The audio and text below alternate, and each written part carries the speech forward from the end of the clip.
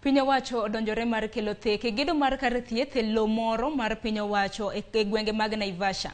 Matimore bang' jodak muko oko gedo moro manengone ni malo e kar dak ma Kenamba.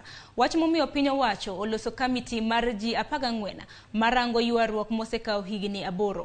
Sirikand kaunti ma Nakuru oluwo ni obiro timo chudo ne lal moramora mokelo kod aguch omenda mar NGCDF.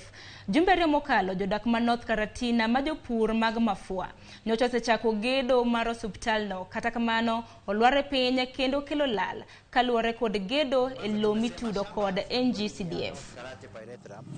Lakini hospitali nayo ni ya serikali na hatuwezi kuguza kitu ambacho kimejengwa pale.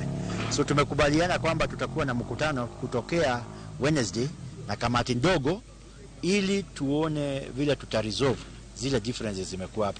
Ukweli ni kwamba wananchi hawakatai dispensary ama health facility, lakini wanasema wangependa ikiwekwa hapo wawe pia ni sehemu ya hiyo dispensary. So tunafurahi sana wale walikuja leo wamesupport, na wengine unawaona hapa ni party ya hiyo kamati, na tunatarajia hiyo kamati italeta suluhu. Tumewahakikishia wananchi ya kwamba serikali ya Mheshimiwa Governor Susan Kihika haiwezi kanunua shamba yoyote ambayo ni ya serikali.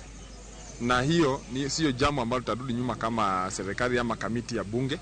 Mimi kama chairperson na appropriation ya budget katika kaunti ya Nakuru, tumwambia kwa uhakika ya kwamba tupendane. Kama mali ni ya umma ibaki kuwa ya umma, lakini kama mali ni personal itanunuliwa na serikali. So ndio tunaomba hawa tuweze kuelewana, na ndio tumetengeneza kamati kidogo ndio tuweze walete maoni ya wale side wenye wana oppose na wenye wana propose hospitali, ndio tuweze kuelewana. Ndio hata tukileta hospitali hapa itakuwa tumeelewana sisi wote. Ningependa niseme hospitali ni mzuri, na tungeomba mheshimiwa wetu hata kama serikali itanunua ama county government kama itanunua, lakini wenyewe wawe compensated, walipwe pesa.